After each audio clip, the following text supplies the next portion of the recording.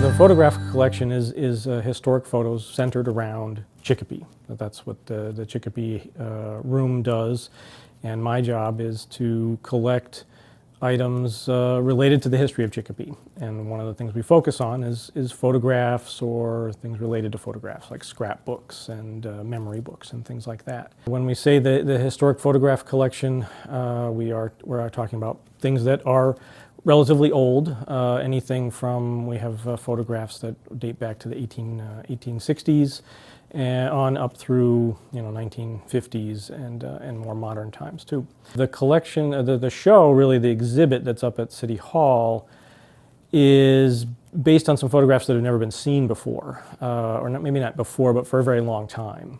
The box of photographs that came from the fire station, the fire department when they were doing renovations there had some photographs related to the police department and the fire department back in the turn of the century, 1890s, 1900s. So we have and I don't think anybody's seen those pictures since then, because they've been buried in a closet. That was kind of the spark that made me think about this topic, and then I thought of some other things that we had. We had a couple of scrapbooks that came to us from a family. Creator of those scrapbooks was a Chicopee City employee for the water department in the 1930s, and happened to be witness to a couple of events, the 300th anniversary parade and then the 1938 flood. Took some of the pictures from that scrapbook, digitized them, because the pictures themselves are only about that big, 2x3 snapshots.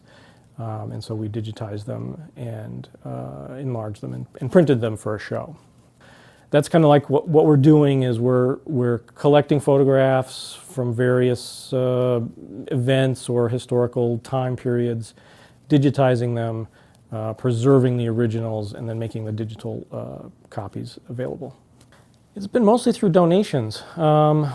One of the other things we're trying to do now is kind of do some outreach and see if we can't get more families to donate some of their historical items. We don't want full attics of clean out, obviously, but if someone runs across a scrapbook or some family photos that they want to either donate or even just share, we're happy to take those on and add them to the collection and try to build the story of the Chicopee, make it as wide and diverse as we possibly can.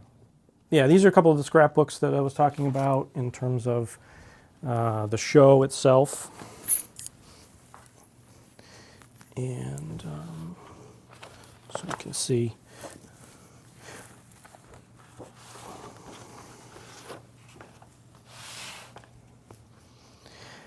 It has been, there used to be a tie here, so for this one I would probably work with someone who came in and kind of flip the pages for them.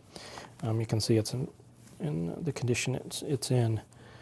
But you can see it's pictures of the 1938 flood. What I was saying is that every once in a while you come across these little gems. This Chimura was the person who created this, but he worked for the water department and had really unlimited access to the events of the 1938 flood.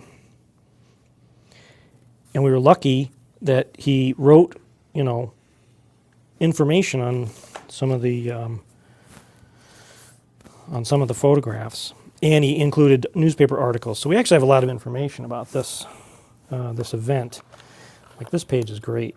It's just, and then he kept photographing throughout the year. One of the pictures in here is even in the show. So I can find it. Yeah, this picture here. The bridge was wiped out in Chicopee Falls, and he was able to photograph the construction of the new bridge. And so all these pictures here are of construction of the new bridge in Chicopee Falls. So if you were interested in looking at some old school portraits, a lot of the photographs we have are oversized. So we put them in this drawer here, and we have some photographs.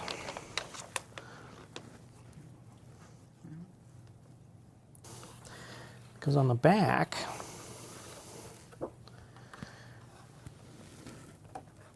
are a whole lot of signatures.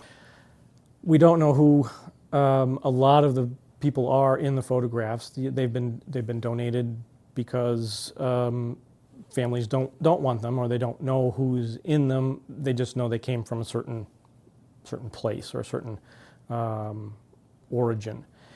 So one of the ideas is that if people recognized the places or the people or the events, and were able to give us some more information, we can make it more accessible. Because one, it's one thing to be able to see the picture; it's another thing to be able to identify the people and the places and the events that are happening. So we try to give as much information as we can kind of get from the image itself, but we're hoping that we can involve the community. We have a collection of Charles Tracy.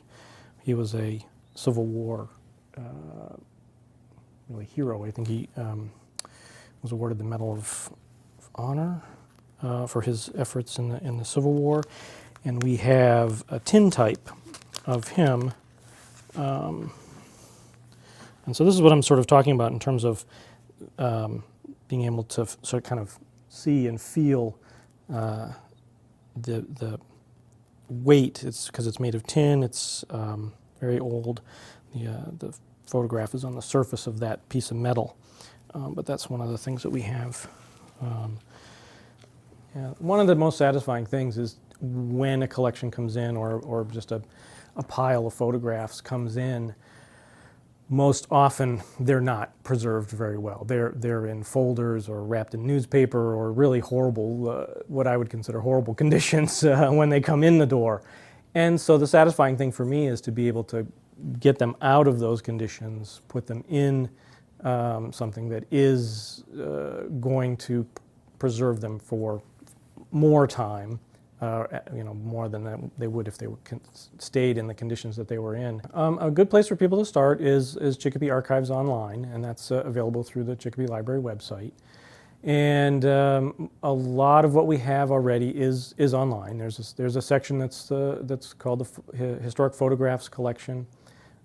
And then beyond that, if someone wants to look at something specific, or if they just want to come in and look, here in the Chicopee room, they can come and sit at the tables, and we can pull out various materials. We have more than photographs. We have scrapbooks. We have historic newspapers.